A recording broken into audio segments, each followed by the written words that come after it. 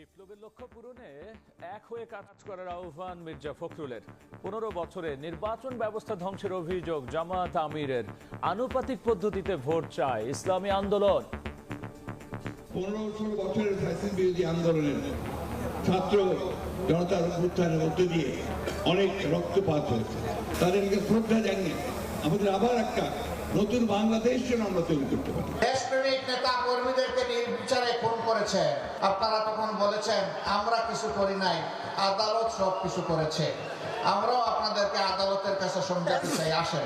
নিম্ন কক্ষ বলেন, উচ্চ কক্ষ বলেন, সব সেক্টরেই পিয়ার সিস্টেমে নির্বাচন হতে হবে। রাষ্ট্রপতি প্রধানমন্ত্রীর ক্ষমতায় ভারসাম্যের পক্ষে বিশেষজ্ঞরাও। মূলনীতি পরিবর্তনে ভিন্ন মত। প্রধানমন্ত্রী হলে তিনি দলীয় প্রধান হতে পারবেন না, তিনি 2 বারের বেশি নির্বাচন করতে পারবেন না। এটা যদি হয় তাহলে প্রধানমন্ত্রীর জবাবদিহিতার ক্ষেত্রে আমার মনে হয় আমাদের রাজনৈতিক ব্যবস্থা অনেক দূরে এগিয়ে যাবে। নীতিগুলো হচ্ছে এই কনস্টিটিউশনের পিলার, এই পিলার একটা পিলারও ভাঙা যাবে না।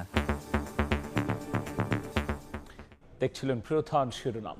সন্ধ্যার সময় সঙ্গে আছি আমি গোলাম রাব্বি। এবার অন্যান্য শীর্ষ সংবাদ।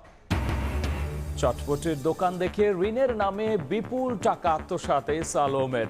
4 ব্যাংক থেকে 1.5 লাখ কোটিরও বেশি লুটপাট। বড় দুর্নীতিবাজ ধরতে দুদককে আরো সক্রিয় হওয়ার পরামর্শ। স্বৈরাচারের আমলে সাংবাদিকদের মুখ বন্ধের মূলে ইন্টেলিজেন্স এজেন্সি, বললেন প্রধান উপদেষ্টার প্রেস সচিব। খুঁজে বের করা হবে ফ্যাসিবাদের বয়ানদাতাদের। আমদানির খবরে চালের বাজারে কমেছে উত্তাপ। কেজিতে 2-1 টাকা কমলো, ফেরেনি আগের অবস্থা। কাচিনি ভোজ্য তেলের সংকট, সরবরাহ বাড়ায় শীতকালীন সবজির দামে স্বস্তি।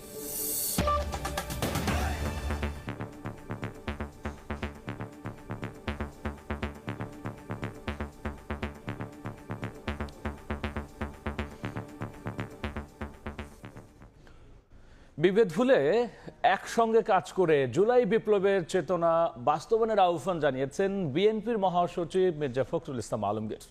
আলাদা কর্মসূচি থেকে অন্তর্বর্তী সরকারকে দ্রুত নির্বাচনের তারিখ ঘোষণার আহ্বান জানিয়েছেন দলটির অন্য নেতারাও। বলেছেন সদিচ্ছা থাকলে সংস্কার চলমান রেখেই 6 মাসের মধ্যে নির্বাচন আয়োজন সম্ভব।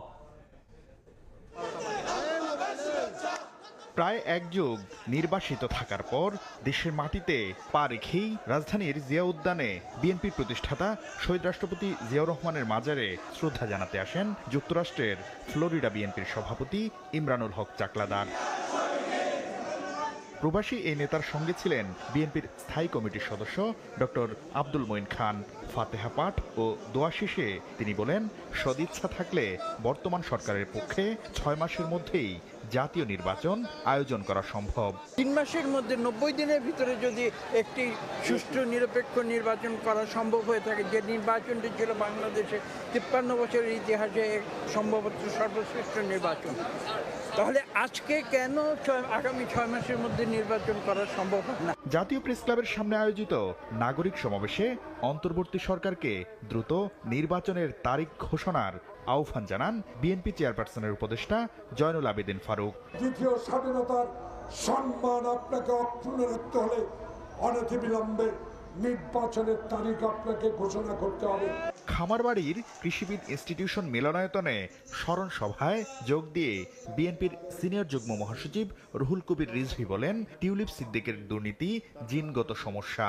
টিউলিপ লেখাপড়া করেছে ইংল্যান্ডে, ওখানে লেখাপড়া করে এমপি হওয়ার পরেও তার জেনেটিক্যাল যে লাইন, এই লাইন সে ক্রস করতে পারেনি। বিকেলে মুন্সিগঞ্জের সিরাজদি খানে ঢাকা কলেজের সাবেক শিক্ষার্থীদের পুনর্মিলনী অনুষ্ঠানে যোগ দেন বিএনপি মহাসচিব মির্জা ফখরুল ইসলাম আলমগীর। এ সময় জুলাই বিপ্লবের লক্ষ্য বাস্তবায়নে সবাইকে হিংসা বিদ্বেষ ভুলে একসঙ্গে কাজ করার আহ্বান জানান।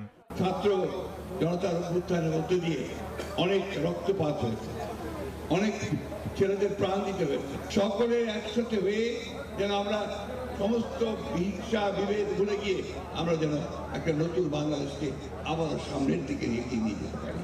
এখানে আমরা অনেক অনেক দূর এগিয়েছি, আমাদের আরো অনেক দূর যেতে হবে। কথিত উন্নয়নের নামে হাসিনা সরকার দুর্নীতি করে দেশ থেকে যে টাকা পাচার করেছে তা ফিরিয়ে আনারও আহ্বান জানান বিএনপি নেতারা। শাকির আহমেদ, সময় সংবাদ, ঢাকা।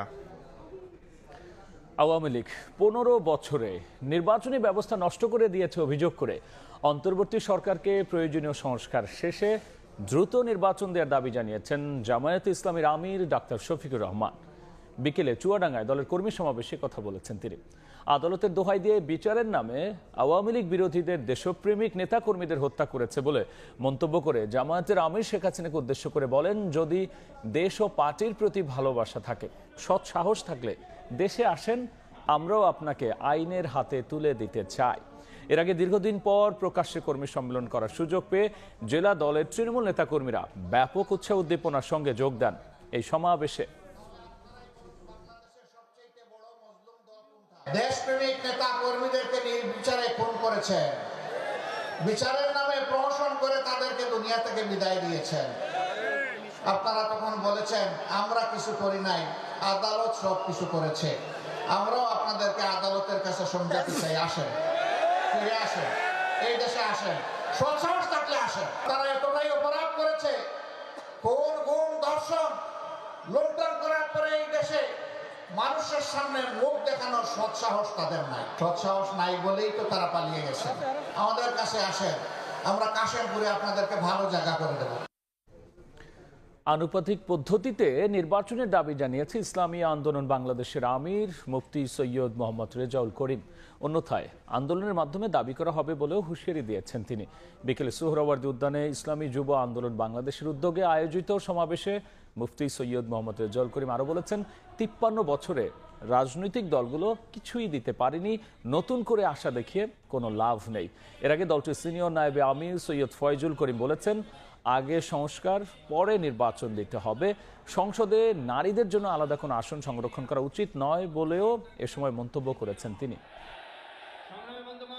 সংস্কারের পরেই নির্বাচন হবে। আজকে সংস্কার করতে যারা বাধা সৃষ্টি করেছেন, আমি বলবো দীর্ঘ 16 বছর কোথায় ছিলেন? সব সেক্টরেই পিয়ার সিস্টেমে নির্বাচন হতে হবে। প্রত্যেকটা ভোটারের তাদের ভোটের অধিকার বাস্তবায়িত হবে। বাংলাদেশে জাতীয় সরকার হবে, নারে আমাদের আন্দোলন করার প্রয়োজন হবে। আন্দোলন করব, সংগ্রাম করব, পিয়ার সিস্টেমে নির্বাচন বাস্তবায়ন করে ছাড়বো ইনশাআল্লাহ। প্রধানমন্ত্রী রাষ্ট্রপতির ক্ষমতার ভারসাম্য, সংসদে নারীদের প্রতিনিধিত্ব বাড়ানোর মতো প্রস্তাবনাকে ইতিবাচক হিসেবে দেখছেন রাজনৈতিক বিশ্লেষক ও আইনজ্ঞরা।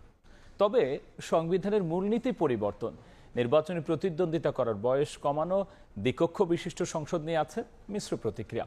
আর এসব বিষয়ে শুধু রাজনৈতিক ঐক্য নয়, বরং জাতীয় ঐক্যের তাগিদ বিশেষজ্ঞদের। এদিকে সব পক্ষের মতামত নিয়েই চূড়ান্ত সংস্কার প্রস্তাবনা তৈরির আশা জাতীয় নাগরিক কমিটির। হাসান ওয়ালির রিপোর্ট। সংবিধান সংস্কার কমিশন, নির্বাচন ব্যবস্থা সংস্কার কমিশন, পুলিশ প্রশাসন সংস্কার কমিশন ও দুর্নীতি দমন সংস্কার কমিশনের সংস্কার প্রস্তাবনা জমা পড়ে প্রধান উপদেষ্টার কাছে।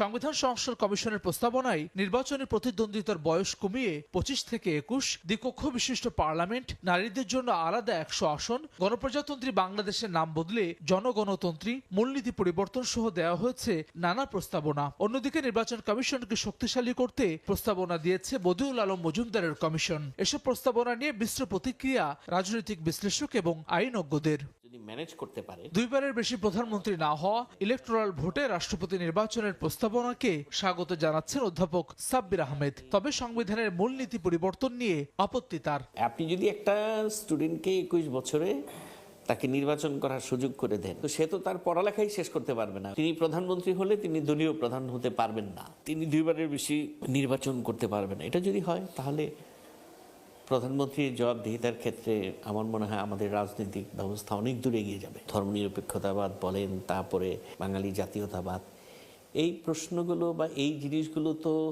কোনো ব্যক্তির ইচ্ছায় এখানে আসে নাই। এটা এই জাতির দীর্ঘ সংগ্রামের মধ্য দিয়ে। অনেকটা একই রকম অভিমত সংবিধান বিশেষজ্ঞ অ্যাডভোকেট আহসানুল করিমের। জাতীয়তাবাদ, সমাজতন্ত্র, গণতন্ত্র ও ধর্মনিরপেক্ষতাকে বিদ্যমান সংবিধানের ভিত্তি উল্লেখ করেন তিনি। বলেন, স্বৈরতন্ত্র ঠেকাতে ক্ষমতা কাঠামোর আরো সুনির্দিষ্ট প্রস্তাবনা জরুরি। কেন এখানে নিম্নকক্ষ করা হলো, তাদের কাজ কি, আবার উচ্চকক্ষ করা হলো, তাদের কাজ কি, সেটা কিন্তু এখানে বলা নাই। এই মূলনীতিগুলো হচ্ছে এই কনস্টিটিউশনের পিলার। এই একটা পিলারও ভাঙা যাবে না। সুতরাং এগুলোকে তো সুপারিশ করলে হবে না, তো আগামী সংসদ যদি চায়ও সেটা করতে পারবে না। নির্বাচন কমিশনকে শক্তিশালী করতে নির্বাচন ব্যবস্থা সংস্কার কমিশনের প্রস্তাবনাকে ইতিবাচক হিসেবে দেখছেন দুই বিশ্লেষকই। তবে ইভিএম বাতিল করা নিয়ে আছে ভিন্ন মত। ইভিএম এর মাধ্যমে যত রকম কারচুপি করা সব করেছে, সুতরাং আমি সংস্কার যারা করেছেন তাদের সাথে আমি একমত। সারা দুনিয়া যেখানে ইলেকট্রনিক ভোটিং মেশিনের দিকে যাচ্ছে সেখানে এই সংস্কার কমিশন এসে এটাকে বাদ দিয়ে দিয়েছে। সংবিধানের মূলনীতি সহ স্পর্শকাতর বিষয় পরিবর্তনে শুধু রাজনৈতিক ঐকমত্য নয়, জাতীয় ঐকমত্যের উপর জোর বিশেষজ্ঞদের। ক্ষমতাকে নিজের মতো করে একেবারে রাজার মতো রাজ্য যেভাবে চালাতো প্রাচীনকালে এম্পায়াররা, ঠিক সেই প্রক্রিয়ায় দেশ চালানো, ওটার থেকে আমরা অন্তত বের হতে পারবো। শুধু পলিটিক্যাল কনসেনসাস হলেই হবে না, প্রিএমবেলের চেঞ্জে জাতীয় বিতর্ক হওয়া দরকার। সব পক্ষের মতামত নিয়ে ঐকমত্যের মধ্য দিয়ে চূড়ান্ত সংস্কার প্রস্তাবনা তৈরি হবে বলে আশাবাদ নাগরিক কমিটির। ঠিক কতটুকু সংস্কারকে তারা ফেয়ার মনে করছেন, যদি সেটা উত্থাপন করা যায় তাহলে আলোচনা টেবিলে আলাপ হতে পারে যে এইটা আরেকটু বাড়ানো সম্ভব না কমানো সম্ভব। সংস্কার প্রস্তাবনা নিয়ে ফেব্রুয়ারি থেকে রাজনৈতিক দলগুলোর মতামত নেবে অন্তর্বর্তী সরকার, তারপরই তৈরি হবে চূড়ান্ত সংস্কার প্রস্তাবনা। হাসান ওয়ালি। ব্যাংক থেকে 1.5 লাখ কোটি টাকার বেশি লুটপাট করেছেন এস আলম গ্রুপ। দুদকের অনুসন্ধানে উঠে এসেছে এমন ভয়াবহ দুর্নীতির চিত্র। শুধু চটপটির দোকান দেখে ঋণের নামে 234 কোটি টাকা আত্মসাতের অভিযোগ উঠেছে। এমন বাস্তবতায় বিগত সরকারের সুবিধাভোগী গ্রুপটির দুর্নীতির ফিরিস্তি খুঁজতে টাস্ক ফোর্স গঠন করেছে দুদক। যদিও বিশেষজ্ঞরা বলছেন বড় দুর্নীতিবাজ ধরতে এখনো বাড়েনি দুদকের তৎপরতা। তাসলিম তৌহিদের রিপোর্ট। চট্টগ্রাম নগরীর চটপটির দোকান দেখতে ছোটখাটো হলেও এই প্রতিষ্ঠান ও দুটি রেস্তোরাঁর মাধ্যমে ফার্স্ট সিকিউরিটি ইসলামী ব্যাংক থেকে অন্তত 234 কোটি টাকা ঋণের নামে লোপাটের অভিযোগ উঠেছে।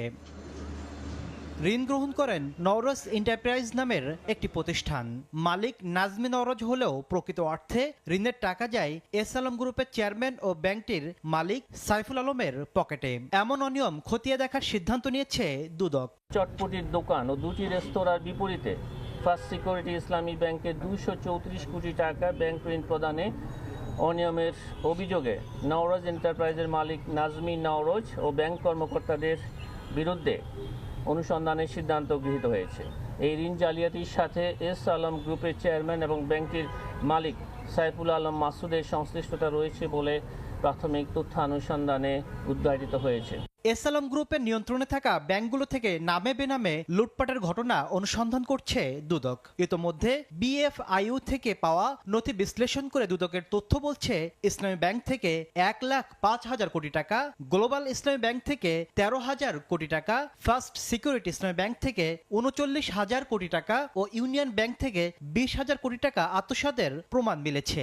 এসব নিয়ে টাস্কফোর্সের পাশাপাশি দুদকের একাধিক টিম কাজ করছে। যদিও দুদকের আইন বিভাগের সাবেক মহাপরিচালক মনে করেন বড় দুর্নীতিবাজ ধরার ক্ষেত্রে সক্রিয়তার এখনো ঘাটতি রয়েছে। সেই সময়কার দুদক এটা ধরতে পারেনি, ধরবার চেষ্টায় বা চিন্তাই করতে পারেনি, যেহেতু সরকারি প্রভাব ছিল সেই কারণে। এখন যে পট পরিবর্তন হয়ে গেছে, সরকার এবং বাইরের পরিবেশ সবটাই হচ্ছে যে এই দুর্নীতিকে ধরো। সেই জায়গায় দুদকের যে তৎপরতা, সেই ক্ষিপ্র গতি আমি দেখছি না। দুদক কেমন যেন একটু কুঁড়েমি, কেমন যেন একটু ঢিলেমি ভাব মনে হচ্ছে। ইতোমধ্যে বন্ধ হওয়া এস আলমের 8 প্রতিষ্ঠানের ব্যাংক হিসাব জব্দ করেছে দুদক। তাসলিম তৌহিদ, সময় সংবাদ, ঢাকা। স্বৈরাচারের আমলে সাংবাদিকদের মুখ বন্ধ করার মূলে ছিল ইন্টেলিজেন্স এজেন্সি, ডিজিএফআই, এনএসআই। বিকেলে ঢাকা রিপোর্টার্স ইউনিটি আয়োজিত গণমাধ্যম সংস্কার প্রস্তাব শীর্ষক এক আলোচনা সভায় এ মন্তব্য করেছেন প্রধান উপদেষ্টার প্রেস সচিব শফিকুল আলম। বলেছেন, ভবিষ্যতে যাতে ফ্যাসিবাদী সিস্টেম তৈরি না হয় সেজন্য যেসব এডিটোরিয়াল রিপোর্টার ফ্যাসিবাদী বয়ান দিত তাদের বের করা উচিত। তিনি জানান, গণমাধ্যম সংস্কার কমিশনের রিপোর্ট পেলে আলোচনায় বসা হবে। এ সময় সাংবাদিকদের যথার্থ বেতন না দেওয়ার বিষয়ে বেসিক ও ন্যূনতম বেতন নির্ধারণ করতে তাগিদ দিয়ে তিনি বলেছেন, কপিরাইট এনফোর্সমেন্ট না থাকার কারণেও বেতন কম পাচ্ছে সাংবাদিকরা।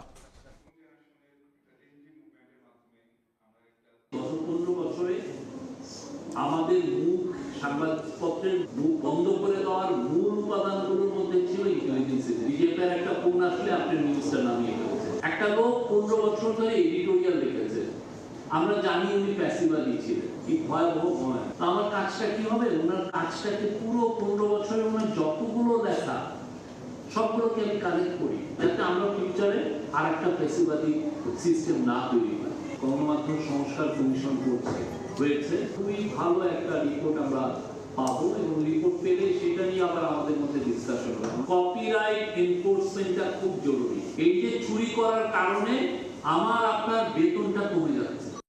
অবশেষে রাজধানীর বাজারে কমতে শুরু করেছে চালের দাম, তবে এখনো তা চড়ে আছে উচ্চ মূল্যেই। এদিকে দাম বৃদ্ধির পরও আবার সংকটে পড়েছে বোতলজাত সয়াবিন তেলের বাজার। রাজধানীর কারওয়ান বাজার ঘুরে বিস্তারিত জানাচ্ছেন MSRF-এর। চালের বাজার কয়েক সপ্তাহ চড়া থাকার পর অবশেষে দাম কমতে শুরু করেছে রাজধানীতে। শুক্রবার সকালে কারওয়ান বাজারের বিক্রেতারা জানান, বিড়ি 28 কেজিতে 1 থেকে 2 টাকা কমে বিক্রি হচ্ছে 57 থেকে 58 টাকায়। মানভেদে নাজির শাইলের দাম কমেছে কেজিতে 2 টাকা। তবে মিনিকেটের দাম কমতির কোনো খবর নেই বিক্রেতাদের কাছে। প্রতি কেজি বিক্রি হচ্ছে 78 থেকে 79 টাকায়। ব্যবসায়ীরা বলছেন, ভারত থেকে চাল আমদানির খবরে মিলাররা মজুত করা চাল বাজারে ছাড়তে শুরু করায় দাম কমছে। চালের বাজারের দাম ঊর্ধ্বগতি, সাধারণ মানুষের নাগালের বাইরে চলে যাচ্ছে, কেমরের দাম বাড়িয়ে যাচ্ছে, ভ্যাট ট্যাক্স বেড়ে গেছে নাকি। কোনো অভাব নাই, কোনো কিছু নাই, তারপরও এর বাজার আসলে কিন্তু আমরা একদম হতাশ হয়ে যায়। বড় বড় মিল যারা আছে ওরা ধান একসাথে বেশি কিনে মজুত করে ফেললে অন্য ছোট মিলার যারা আছে ওরা পাচ্ছে না পাওয়ার কারণে ওরা বলতেছে যে ধানের অভাব। ইন্ডিয়ান মালটা যদি অ্যাভেলেবল হয় তখন হয়তো একটু কমে বিক্রি করতে পারবো বা কমে কিনতে পারবো। বাজারে বোতলজাত সয়াবিন তেল হাওয়া করে দিয়ে দাম বাড়িয়ে নেয়ার পর আবারও দাম বৃদ্ধির পায়তারা করছে কর্পোরেট প্রতিষ্ঠানগুলো। এমন অভিযোগের পক্ষে ব্যবসায়ীদের যুক্তি, বোতলজাত সয়াবিন তেলের সরবরাহ কমিয়ে দিয়েছে প্রতিষ্ঠানগুলো। বেশি দামে তেল কেনার অভিযোগ ভোক্তারও। গায়ের দামে থেকে 10 টাকা করে বেশি নিচ্ছে, কিছু করার নাই, যেহেতু তেল পাই না আমাদের তো খেতেই হবে। খোলা সয়াবিনের বাজার সংকট থাকা কথা, ওই জায়গায় এখন সংকট দেখা যাচ্ছে ইনটেক তেলে। তারা কি করতেছে, আগের মালগুলো তারা আগে ভাগে স্টক সিন করে ফেলতেছে, যাতে করে যে নতুন যে রেটটা আসবে ওই হিসাবে, যার কারণে কিন্তু আমাদের মার্কেটে ঘাটতি সৃষ্টি হচ্ছে। এদিকে পর্যাপ্ত সরবরাহ থাকায় কমেছে শীতকালীন সবজির দাম। বেশিরভাগ সবজি মিলছে 20 থেকে 40 টাকা প্রতি কেজিতে। সিজনাল যে সবজিগুলি আছে সব আলহামদুলিল্লাহ ভালো। শীতকালীন হিসাবে মোটামুটি সব সবজি আমদানি আছে থাকার কারণে সবজির দাম কম। বাজারে নতুন আলু বিক্রি হচ্ছে 30 থেকে 35 টাকা দরে, যা গত সপ্তাহে বিক্রি হয়েছে 40 থেকে 45 টাকায়। পুরাতন দেশি পেঁয়াজ 90 টাকা আর নতুন মুড়ি কাটা পেঁয়াজ বিক্রি হচ্ছে 50 থেকে 60 টাকায়। MSRF, সময় সংবাদ, ঢাকা। দেখছেন সন্ধ্যার সময়। অবশেষে ফ্র্যাঞ্চাইজি ক্রিকেট নিয়ে দীর্ঘদিনের চাপ পূরণ হচ্ছে দেশের নারী ক্রিকেটারদের। 3 দল নিয়ে ফেব্রুয়ারিতে মাঠে গড়াচ্ছে উইমেন্স BPL। খেলা হবে রাউন্ড রবিন লিগ পদ্ধতিতে। 8 দিনের টুর্নামেন্টে ম্যাচ হবে 7টি। প্রতি দলে একজন করে বিদেশি খেলানোর সুযোগও থাকছে। সবগুলো ম্যাচই হবে মিরপুরের ছেলেদের BPL এর ভুল থেকে শিক্ষা নিয়ে। এই টুর্নামেন্ট সফলভাবে আয়োজন করতে চায় BCB। Women's Bangladesh premier league এটা আমরা আয়োজন করব। 3টা দল নিয়ে এটা করার পরিকল্পনা করা হয়েছে এবং এটা এই BPL শেষ হবার পরপরই অনুষ্ঠিত হবে এবং এর ডিউরেশন 8 থেকে 9 দিনের মতো ডিউরেশনের মধ্যে শেষ হবে। অলরেডি আমরা কিছু কিছু ফ্র্যাঞ্চাইজির সাথে কথা বলেছি এবং তারা আগ্রহ দেখিয়েছে। আমরা আশা করছি যে এটা নারী ক্রিকেটকে আরেকটা লেভেলে হয়তো উন্নীত করতে পারবে। মেয়েদের এইটার ব্যাপারে আমরা রিসেন্ট BPL এর যে অভিজ্ঞতা সেটাকে ডেফিনেটলি আমরা কাজে লাগাবো। এ পর্যায়ে শীর্ষ সংবাদ জানিয়ে দিচ্ছি আরও একবার। বিপ্লবের লক্ষ্য পূরণে এক হয়ে কাজ করার আহ্বান মির্জা ফখরুলের। 15 বছরে নির্বাচন ব্যবস্থা ধ্বংসের অভিযোগ জামায়াতের। আনুপাতিক পদ্ধতিতে ভোটের দাবি ইসলামী আন্দোলনের। চটপটির দোকান দেখে ঋণের নামে বিপুল টাকা আত্মসাৎ এস আলমের। 4 ব্যাংক থেকে 1.5 লাখ কোটি টাকারও বেশি লুটপাট। বড় দুর্নীতিবাজ ধরতে দুদককে আরও সক্রিয় হওয়ার পরামর্শ।